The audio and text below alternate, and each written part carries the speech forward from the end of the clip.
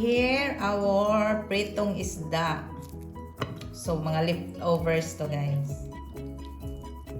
So, magluluto tayo ng ginataang sayote.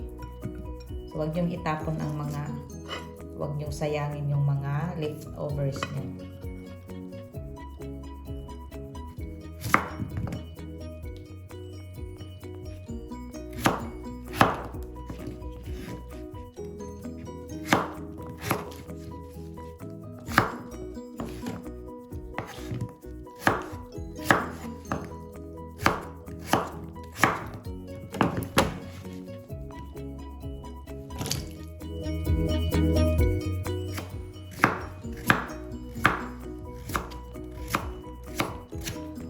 Lagyan natin ng konting kalabasa para may kulay konti yung ating gulay.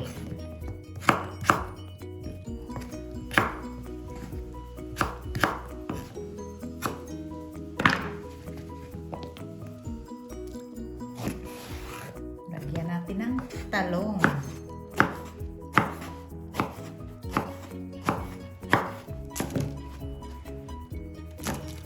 Isok natin sa tubig.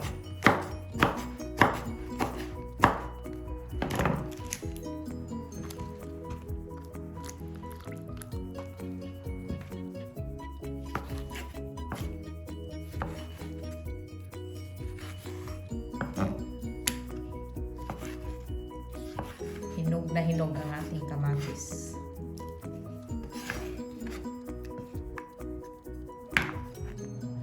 Our ginger.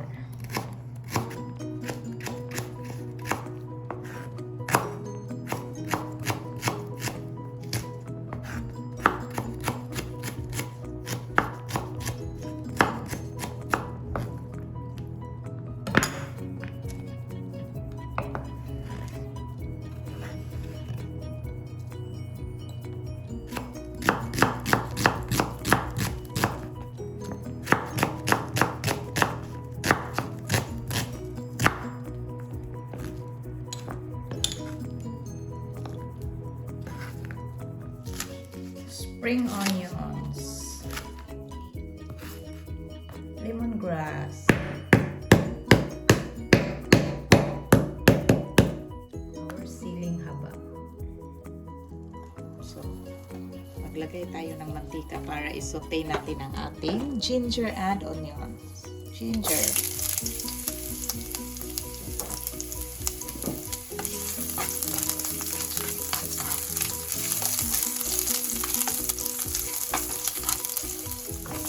Onion.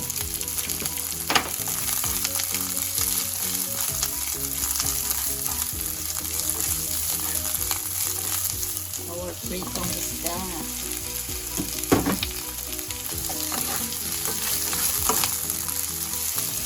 So, masarap ang ating ulam ngayon. Healthy ang ating ulam.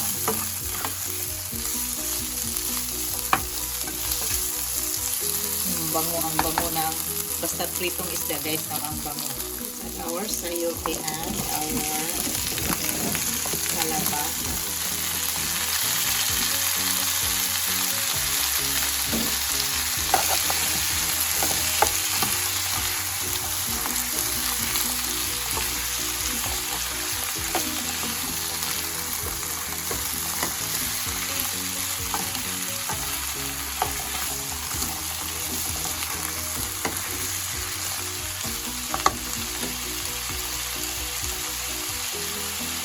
Let's put our lemongrass.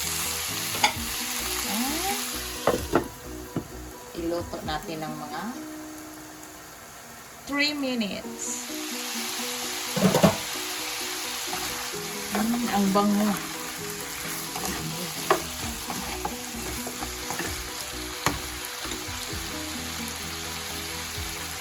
Lagyan natin ang ating talong.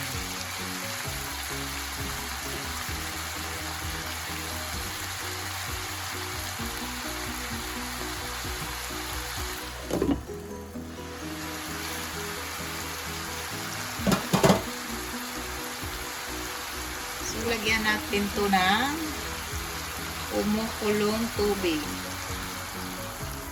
So 1 cup lang guys. Kasi may gata pa tayo. Okay. Let's add salt.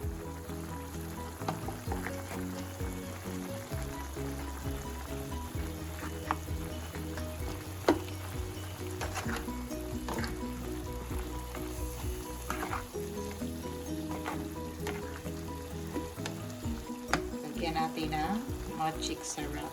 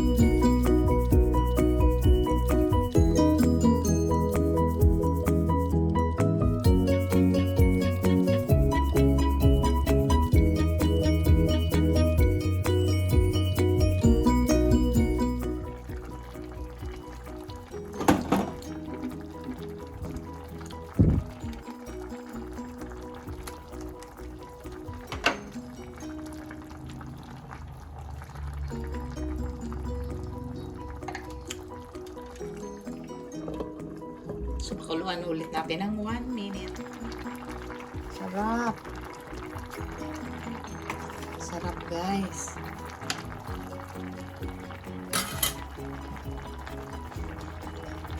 Let's add our spring onions.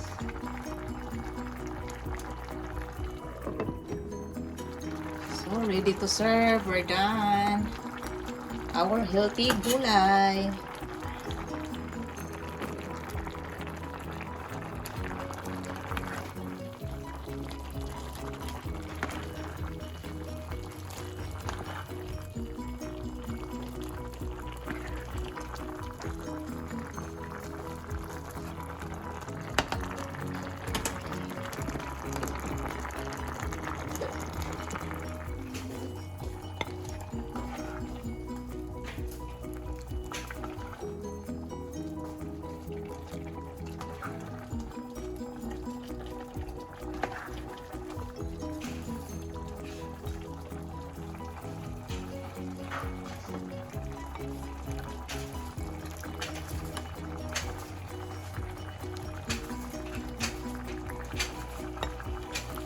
Our healthy tanghalian. Umuusok-usok pa. So yummy ang ating recipe for today. Pagkain sa aming bukid.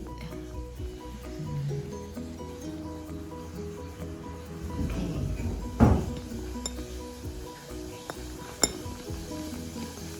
Partner, toyo. Toyo at ginataang gulay. So, tapos na ang ating recipe for today na creamy ginataang gulay. Sayote with pritong isda, ginataang gulay. Nakasanayan namin sa aming probinsya. Diba? Ang sarap, healthy na gulay and perfect partner ng ating pritong tuyo. So, wag na lang sa tuyo. Ito. So, kung bago lang kayo sa channel ko at kung gusto nyo ng mga simple, easy, and affordable recipes, just go to my YouTube channel, Kaka'EVAng Vlog. Please don't forget to subscribe. Please don't forget to like, comment, and share. And please hit the notification bell para updated kayo sa ating next na video. So, sa mga subscribers, thank you so much for subscribing. And sa hindi pa nakapag-subscribe, please don't forget to subscribe. And thank you for watching. See you on my next video. God bless us all. Bye!